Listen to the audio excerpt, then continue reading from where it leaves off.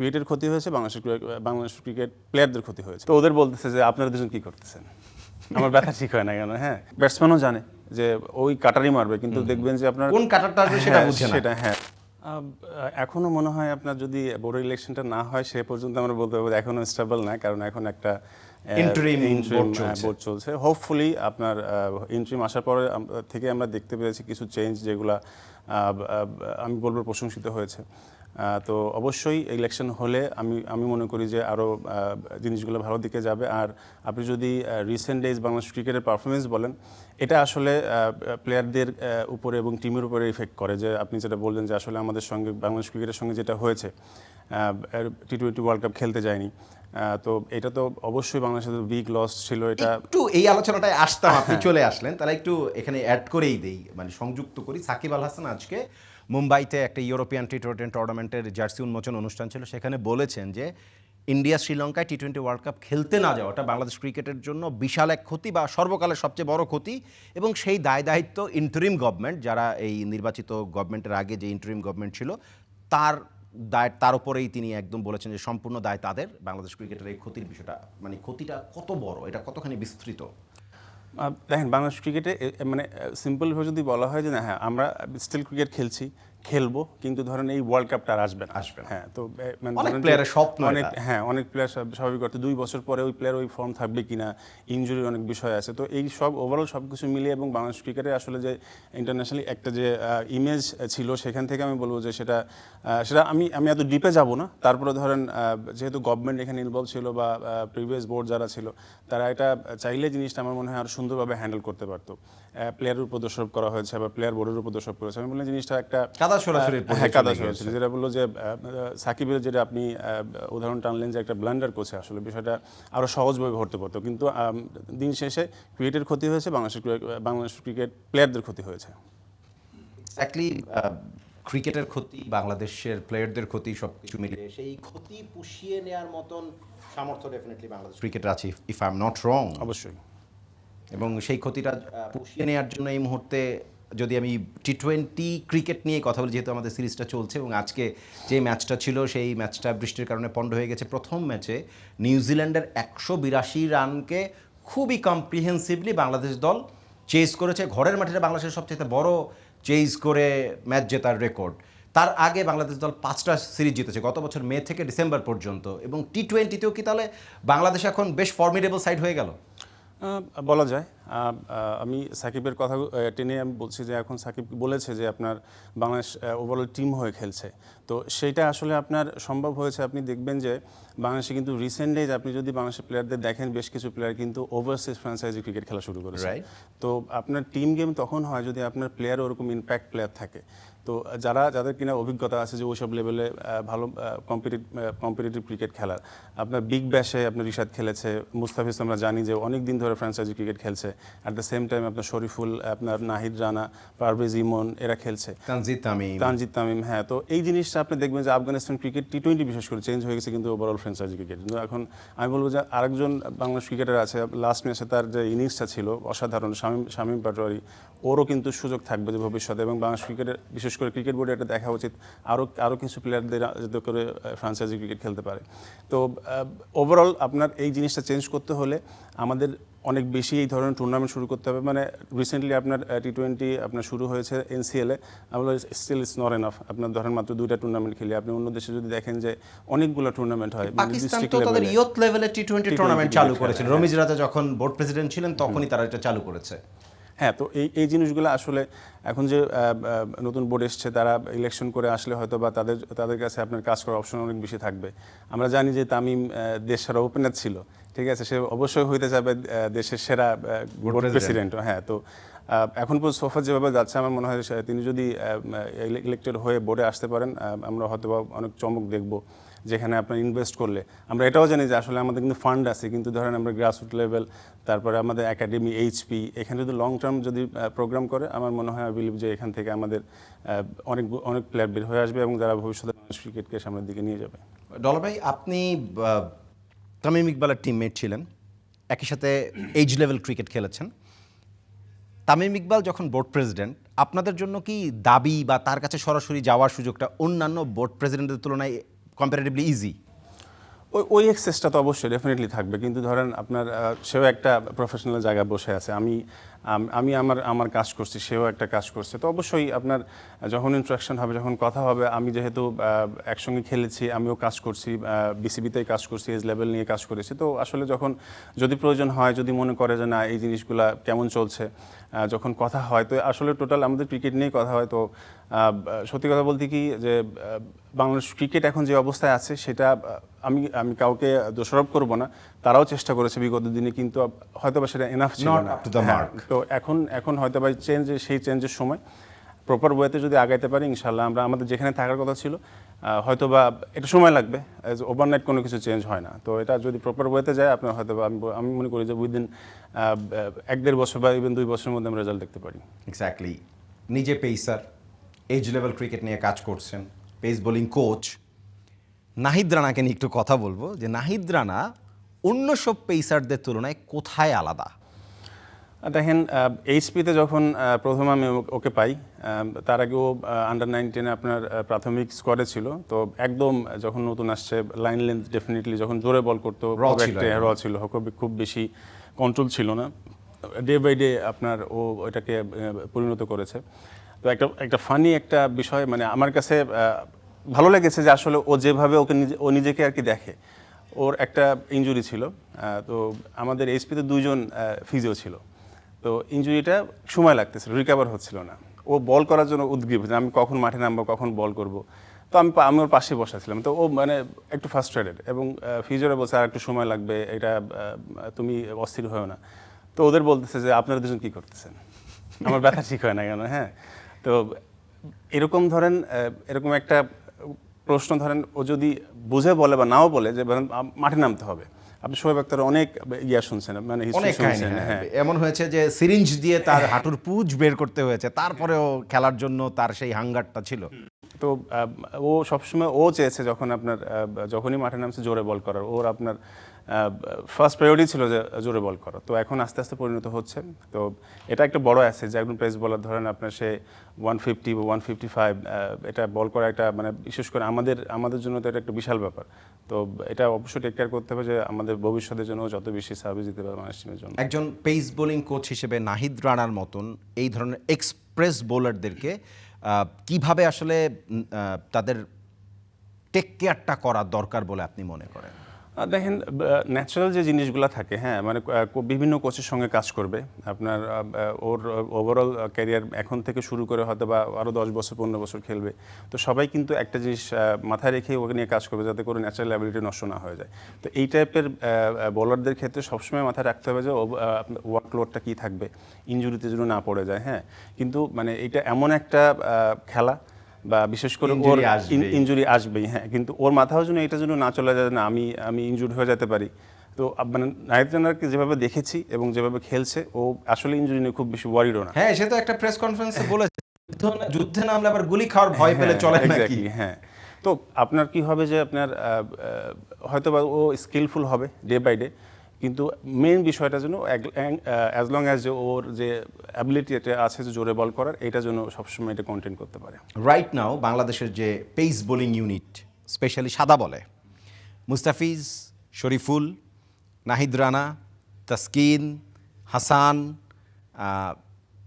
খালিদ, এবাদতরা তো আছেই, তারা হয়তো বা এখন এই জায়গায় আসতে পারছে না। আরও পাইপলাইনে আরও কিছু বোলার আছেন যারা কিনা বেশ ভালো বোলিং করছেন। ওভারঅল বাংলাদেশের পেস ইউনিট এখন যে আছে, এটা কি মানে যে কোনো সবচেয়ে ভালো পেস অ্যাটাক? অবশ্যই, এবং তার আগের জেনারেশন যদি বলেন, আমরা যখন ক্রিকেট খেলেছি, আমরা হয়তো বা লং টাইম ক্রিকেট খেলতে পারিনি, এত বেশি ক্রিকেট ছিল না, এত বেশি আপনার এখন যেভাবে গাইড করা হয় ছিল না, কারণ ফাস্ট বোলারদের আপনার প্রপার টেক কেয়ার মানে খুব জরুরি থাকে। তো আমি বলবো একটু পিছনে যাব, এটা আসলে তখন শুরু হয়েছে, আসলে আমরা যখন ফার্স্ট ক্লাস ক্রিকেট খেলা শুরু করি তখন থেকে কিন্তু আমাদের ফার্স্ট ক্লাসের উইকেটগুলো কিন্তু আপনার স্পোর্টিং বিশেষ করে মানে ঘাসের উইকেটে খেলা শুরু করে। তো এইটার একটা যে ধারাবাহিকতা যখন আপনার শুরু হয়েছে, অ্যাটলিস্ট কি হয়েছে যে ওখানে কিছু পেস বোলার খেলার অপরচুনিটি তৈরি হয়েছে। তখন পর্যন্ত কিন্তু আমরা হোমে যখন খেলি একটা ফাস্ট বোলার, বাকিগুলো সব স্পিনার, হ্যাঁ এইভাবে খেলতে হয়েছে। যখন আমরা দেশের বাইরে যাই তখন হয়তো বা খেলতে হয়েছে, কিন্তু তখন কি হয়েছে আমাদের এই প্রসেসটা যখন শুরু হয়েছে, অ্যাটলিস্ট আমরা দেশে খেলছি, ফার্স্ট ক্লাসে আমাদের ফাস্ট বোলারগুলো খেলতেছে, তখন আস্তে আস্তে আপনার বলারগুলোতে খেলার জায়গা হয়েছে। ও আসলে জানে যে কীভাবে আমার এখানে নিজেকে আর কি তুলে ধরতে হবে। তো এখনকার যে ইউনিটটা এসছে, তো অবশ্যই ওইটার একটা প্রতিফলন বলবো। এবং অ্যাট দ্য সেম টাইম যে যখন আপনার বাংলাদেশ ক্রিকেটে আপনি দেখবেন যে মাশরাফির মতন একজন প্লেয়ার যিনি পেস বোলিং করে আপনার 300 কাছাকাছি উইকেট পেয়েছে, হ্যাঁ, তো মানে তিনি বাংলাদেশ টিমকে লিড করেছে পেস বোলার হিসাবে। এই সাবকন্টিনেন্ট এটাও কিন্তু রেয়ার, খুব বেশি হয় না। তো ওটা একটা ইন্সপিরেশন। মানে আপনি যদি জিজ্ঞেস করেন যে কোনো পেস বোলার এবং আপনার আইডলকে, বিশেষ করে বাংলাদেশের, সবাই বলবে মাশরাফি বিন মুর্তজা, হ্যাঁ। তো এটা অবশ্যই একটা বিশাল ফ্যাক্ট।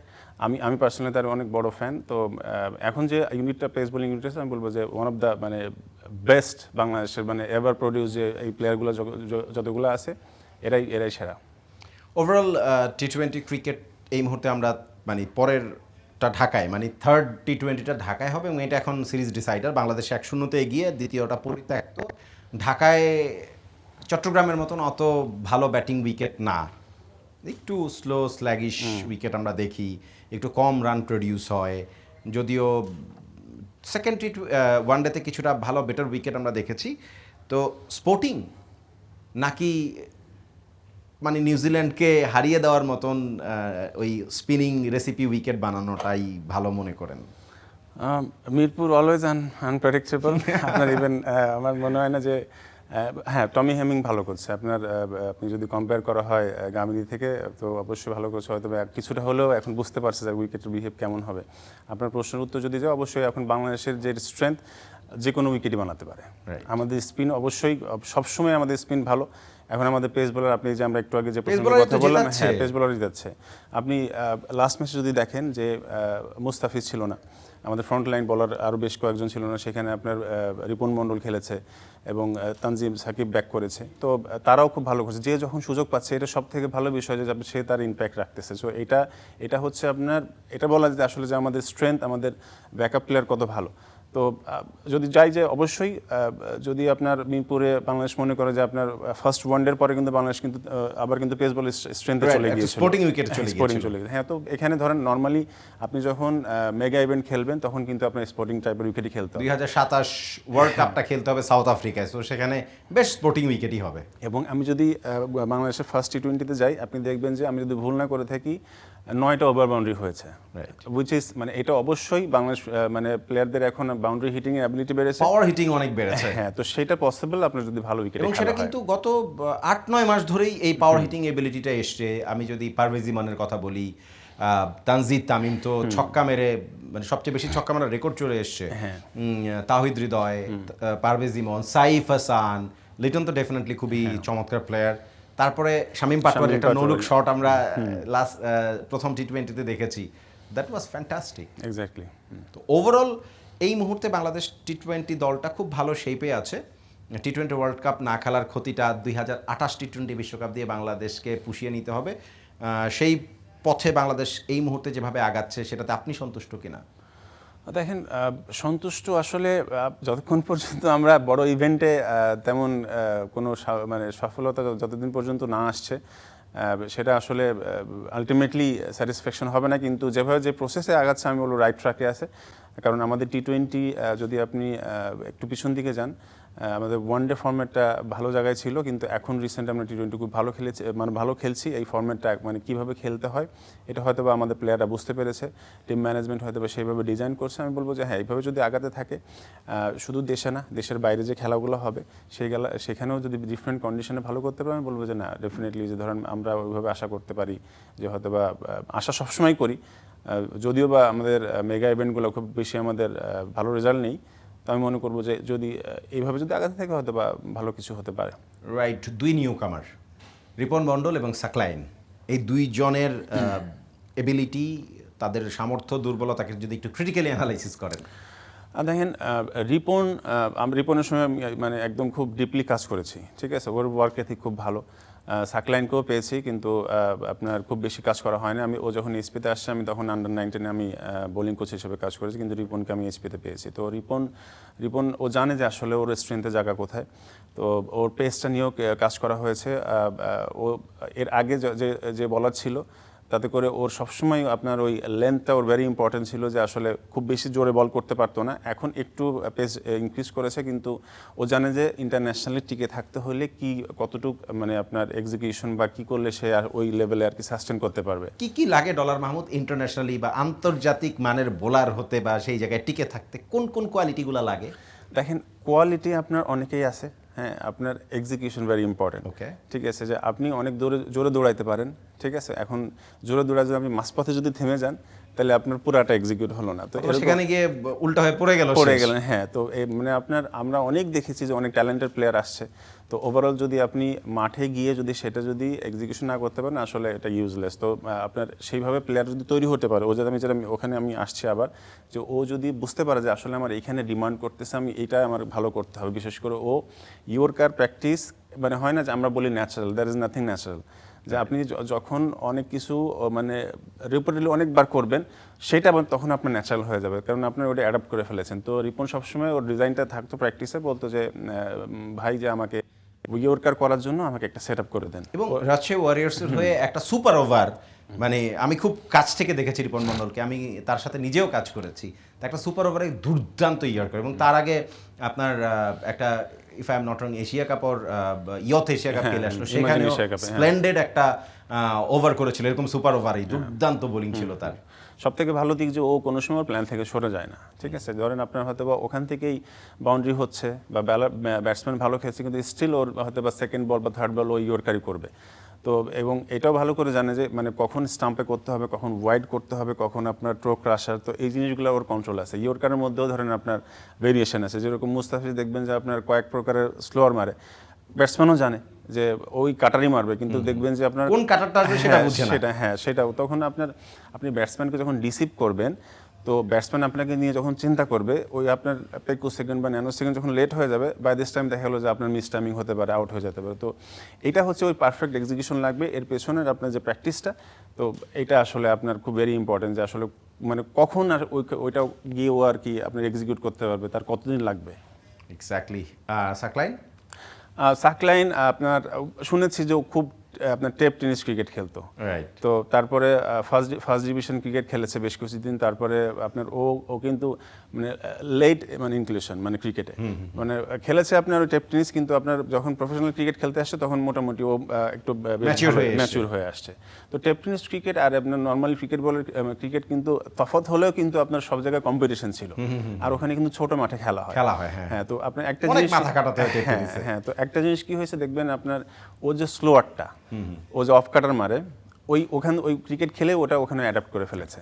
তো আপনার এটা কি হয়েছে, যখন ও মানে প্রফেশনাল মানে ক্রিকেট বলে খেলতে এসেছে, এটা মানে এটার মানে খুব গুরুত্ব সবচেয়ে লেথাল ওপেন হয়ে গেছে যে এই অফ কাটার মারাটা। হ্যাঁ, এক্স্যাক্টলি। এবং আপনার ফার্স্ট ক্লাস ক্রিকেটও খেলেছে, তো আমি ওখানে দেখেছি যে আপনার নতুন বলেও ওর দুই দিকে বল মুভমেন্ট করার অ্যাবিলিটি আছে। তখনই মানে ধরেন আর কয়েকটা ইনিংস দেখেছি ব্যাটিংও করতে পারে, হ্যাঁ, ভালো ব্যাটার, মানে আপনার বড় শট খেলতে পারে। তো তখন থেকেই আমরা যখন এসপিতে ছিলাম তখন সিলেক্টরদের সঙ্গে আমার কথা হতো, মানে আপনার কোন প্লেয়ার কখন কীভাবে আমরা নতুন কোনো প্লেয়ারকে আমরা আনতে পারি কিনা। তো ওর বিষয়ে তখন ওরকম কথা শুরু হয়েছিল যে না, একটা ছেলে আসছে যে অলরাউন্ডার, বাংলাদেশে আমরা এখন পর্যন্ত ওরকম কাউকে মানে প্রডিউস করতে পারিনি। তো ওর কথা তখন থেকে শুরু হয়েছে, এবং যখনই ও মানে টপ লেভেলে খেলা শুরু করেছে তখন থেকে পারফর্ম করেছে। আমি হয়তো আরও ডিপ ওর সঙ্গে যখন কাজ করবো আমি হয়তো আরও ব্রিফলি আমি বলতে পারবো, যতটুকু দেখেছি সেটা আর কি, সেটা বললাম এখানে। সম্ভাবনাময়। ডেফিনেটলি। এখন আপনার ইমাজিন এশিয়া কাপে যেভাবে খেলেছে, যদিও আপনার এখন কিন্তু দেখবেন যে মোস্টলি ফ্র্যাঞ্চাইজি ক্রিকেট যখন হয় উইকেটগুলো ওভার ইউজ হয়, ঠিক আছে, তো এই টাইপের বলার ভেরি ইম্পর্টেন্ট। আপনার ইমাজিন এশিয়া কাপে আপনার যেখানে খেলেছে দেখবেন যে ওখানে স্লোয়ার বল, স্লোয়ার বাউন্সার, হ্যাঁ, এটা কতটুকু ইফেক্টিভ। এখন দেখবেন যে আপনার মুস্তাফিজের এত ডিমান্ড কেন। মুস্তাফিজ যদি ধরেন আপনার মুম্বাইতে খেলে, ওয়াংখেড়ে স্টেডিয়ামে যদি খেলে, ডিফারেন্ট বলার। মুস্তাফিজ যদি আপনার কলকাতাতে খেলে অথবা আপনার হায়দ্রাবাদে খেলে, মুস্তাফিজ আবার ডিফারেন্ট বলার, Right. ঠিক আছে, কারণ আপনার উইকেটের উপর ডিপেন্ড করে। এখন ফ্র্যাঞ্চাইজও বুঝে গেছে যে আপনার উইদিন শর্ট টাইমে আপনার অনেকগুলো ম্যাচ খেলা হবে, আপনার এমন বলার লাগবে যে স্লোয়ার ভালো পারে, যারা মারা ভেরি ডিফিকাল্ট। এই জন্য ধরেন এই টাইপের বলারটা খুবই এই মুহূর্তে আসলে thank you very much. Thank you. পরবর্তীতে অবশ্যই আবার আপনার সাথে এরকম জমন একটা আড্ডা হবে। অলওয়েজ ডলার ভাই, thank you very much once again. Thank you.